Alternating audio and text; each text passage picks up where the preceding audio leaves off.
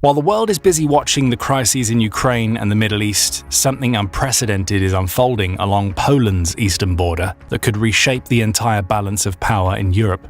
While many military analysts were certain that Russia was gunning for Europe and NATO in one way or another, most also agreed that there would either be an outright invasion this year, which is unlikely given that the Russian military is still busy fighting in Ukraine, or that a war would start sometime by 2030, which would give Russia a few years to reconstitute its forces and economy. But what scant few people are paying attention to are the smaller military movements, combined with insidious immigration and demographic warfare that Russia is undertaking. And all of this is happening right at the Russian-Polish border. This isn't just another border dispute. This could involve millions of troops from both Europe and North America, if Article 5 of the NATO agreement goes into effect, and has the potential to escalate to the use of nuclear weapons, even if they're used in a limited capacity. A hybrid war could test the very foundations of NATO's collective defense, which has already shown signs of influencing Europe's geopolitics. To understand what's happening right now, you need to grasp Poland's unenviable position. For decades, this nation has served as NATO's shield, a buffer state sitting directly between the West and Russian aggression. But here's what makes Poland's situation absolutely critical. Yes, Poland shares a 130-mile border with Russia through Kaliningrad, which is Russian President Vladimir Putin's westernmost military outpost, heavily armed with nuclear-capable missiles that can reach deep into Europe. But that's not even the worst part. To the east, Poland shares a 260-mile border with Belarus, which is no longer an independent nation. In fact, Russia and Belarus declared themselves a part of a larger union state all the way back in 1999. And since 2020, Belarusian President Alexander Lukashenko has transformed his country into what Western officials now describe as a Russian military outpost. This is due to combined efforts that allow Russia to practically use Belarus as if it were completely domestic territory, with planned economic and infrastructural projects to remove barriers between them. This led to countries practically abolishing customs enforcement between them and Belarus, and industrial reforms that allow Russia to freely import Belarusian products as needed. Other plans include Belarus completely adopting Russia's currency, as well as getting a notable discount on Russian gas to almost match the latter's domestic pricing. And like most unions, this one is more than just economic, but militaristic in nature. We've already seen a part of it in action, as the first attacks on Ukraine were conducted not from Russia, but from Belarus, using its proximity to Kyiv as a launching pad for the invasion. Logically, Russia is also using Belarus as a forward base for its other large target in Europe, Poland, and by extension, NATO. We're talking about tens of thousands of Russian troops that were stationed in Belarus shortly before the invasion of Ukraine began. Chances are, even if Russia isn't planning for a NATO invasion through Belarus, it's still stationing troops to use them to invade Ukraine or prevent Ukraine from gaining another foothold in Russia. Then there are also the tactical nuclear weapons deployed since June 2023, which came despite Russia and China jointly requesting other nuclear-capable nations, mainly the US, to withdraw their own nuclear arsenal from foreign nations. As always, Russia plays a game of rules for thee but not for me, especially when it comes to military preparation and policies. Finally, Russia and Belarus likely have joint military command structures that effectively eliminated Belarus as a sovereign state in terms of military presence. All this boils down to Poland not just facing Russia, but being surrounded by it from two sides, and right in the middle sits the Suwalki Gap, a tiny 60-mile corridor that might as well be called NATO's Achilles heel. If Russia seizes this gap from both sides, the Baltic states are completely cut off from NATO support via land. So how is Poland responding to this existential threat? By undertaking the most ambitious military expansion in post-communist European history, and ambitious might be an understatement.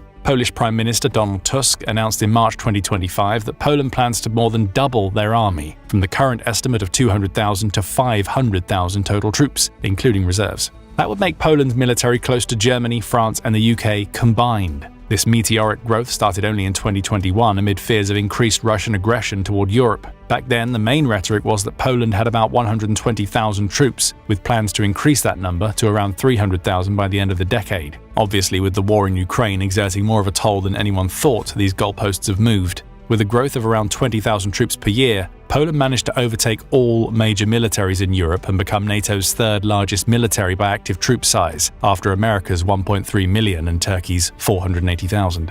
The 500,000 troops figure notably includes professional soldiers and reservists. Poland currently uses volunteer service to get to these numbers, with mandatory military service being suspended indefinitely in 2008. A senior Polish military official has floated the idea of expanding Poland's reserve force to 7 million. using Finland's model, 1 million reservists out of a population of 5.5 million as the benchmark. Prime Minister Donald Tusk, meanwhile, has emphasized plans to offer voluntary training to all interested citizens by 2026, with a goal of training 100,000 people by 2027.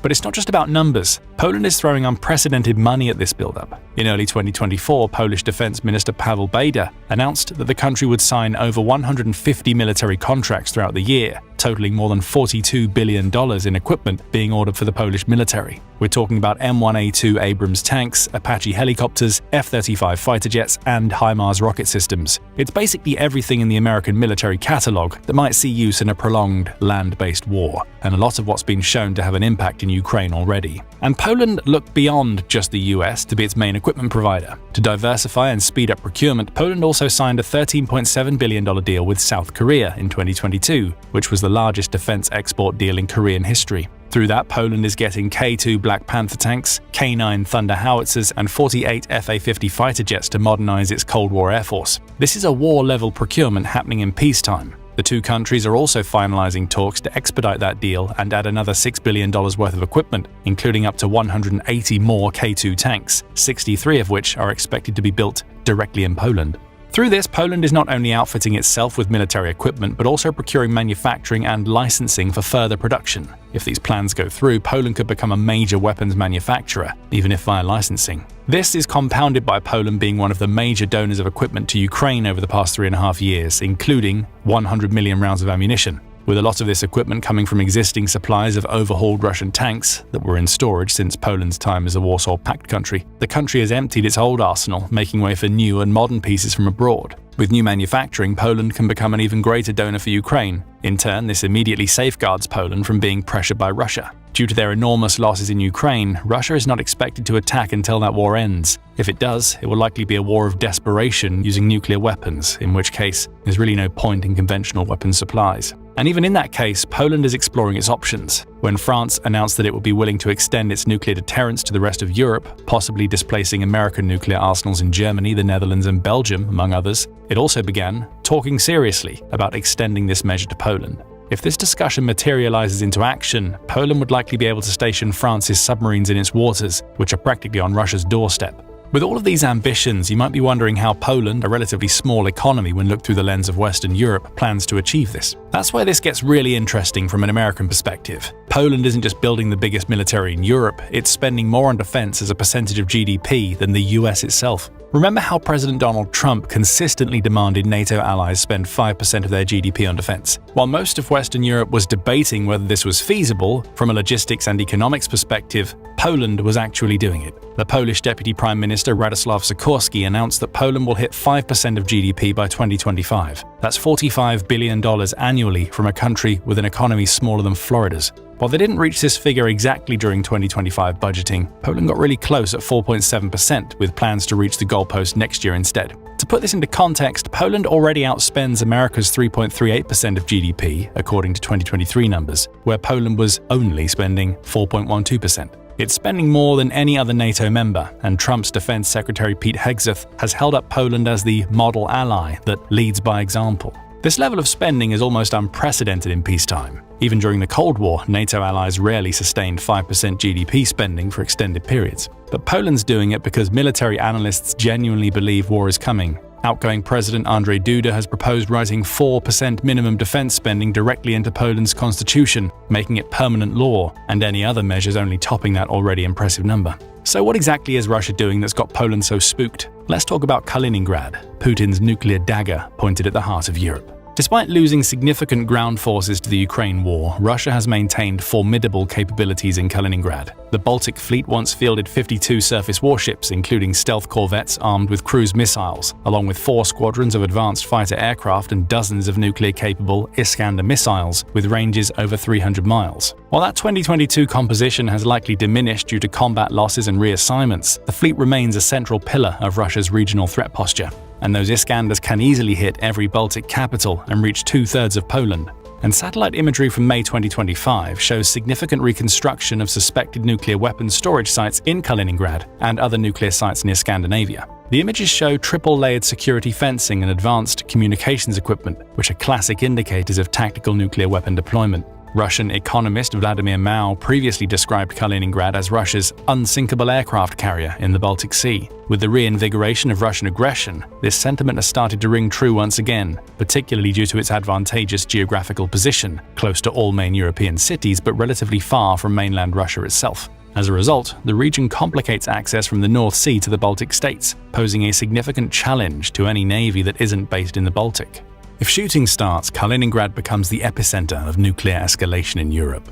But the nuclear threat isn't even the most immediate concern. Russia has also been spending more than 6 months preparing for Zapad 2025, a massive military exercise scheduled for mid-September that has NATO intelligence agencies working overtime. Officially, Russia claims 13,000 troops will participate, but Latvian intelligence suggests the real number could reach 100,000, or even 150,000 when you include support staff and reserves. And the scenarios they're practicing include defense against NATO coalition intervention. Basically, they're rehearsing how to fight off American and European forces and simulating a potential NATO-Russian war on the outskirts of Russia and Belarus.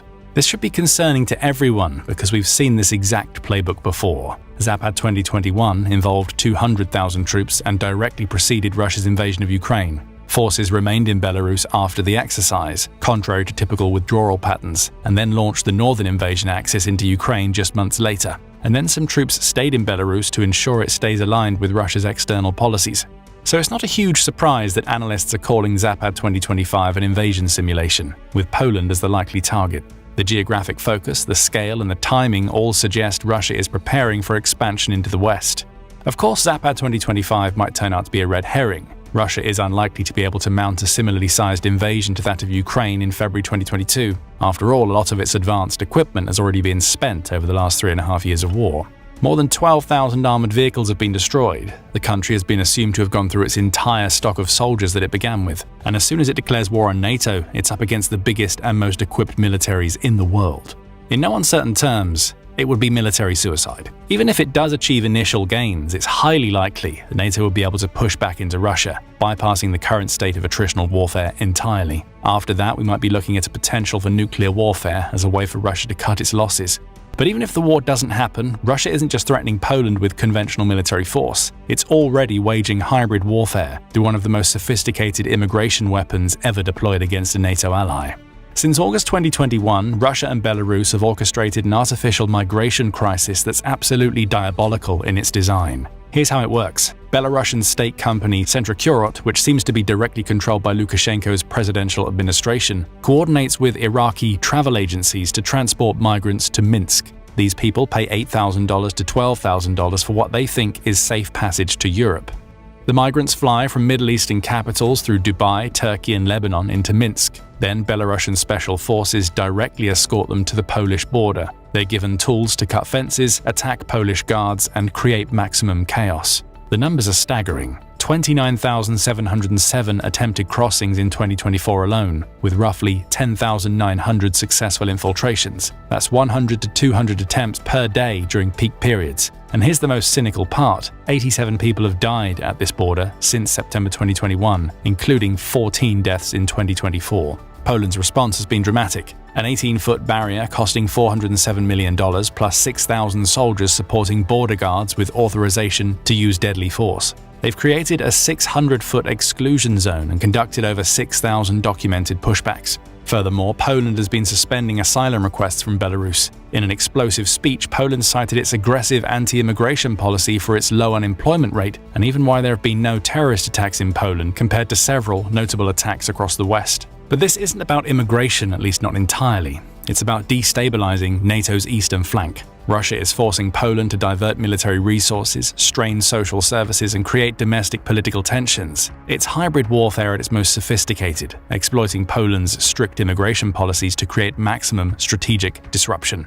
Finally, Russia is also waging an invisible war against Poland that NATO isn't equipped to handle, and this might be the most dangerous threat of all. Cyber attacks against Poland surged in 2024, with over 100,000 incidents over the year. We're talking about 1,700 attacks per week, targeting everything from government websites to critical infrastructure. It's made Poland one of the most frequently attacked countries in the entire world, entirely disproportional to the country's online presence, economic potential, and geopolitical reach outside of Europe. The scale is incredible. Russian hackers attacked Poland's anti-doping agency, reportedly stealing 50,000 files, including athlete medical records. They also attacked the Polish press agency, publishing fake news about 200,000 Polish soldiers mobilizing for Ukraine, designed to cause panic before European elections. Railway systems were disrupted by Russian national anthem broadcasts. But the cyber attacks are just the surface. Russia runs systematic disinformation campaigns targeting not only Polish, but also the entire West's institutions through 5 main themes: spreading war fears, discrediting Ukrainian refugees, attacking the European Union's energy security, exploiting historical grievances, and portraying various countries as American puppet states. And NATO's Article 5 collective defense framework still struggles to offer a clean response to this, while hybrid threats like cyber attacks and disinformation campaigns can trigger Article 5. The ambiguous nature of these attacks, often operating below the threshold of open warfare, makes it far harder to invoke. Russia exploits this grey zone, deliberately skirting the lines of conventional conflict to avoid a unified NATO response. So what does all of this mean? It means we're witnessing the emergence of a new Iron Curtain. It's not between East and West Germany this time, but running directly through Poland's borders with Russia and Belarus. Poland is positioning itself as NATO's primary eastern bulwark, taking on responsibility that traditionally fell to the United States. With American strategic focus potentially shifting to the Pacific and the Middle East under Trump, Poland is essentially becoming Europe's shield against Russian expansion. Then there's the uncertainty in the timeline for a conventional attack. Western intelligence reports suggest Russia could attack a NATO member within 5 to 7 years. German intelligence warns of potential conventional attacks on the Baltic before 2030. Poland's military modernization needs to be complete before that window closes. The rest of Europe needs to follow closely. Otherwise, if Russia sees even a hint of weakness or incoordination, it's going to use that as an impetus for a war. The success of Poland's transformation will be critical for European security.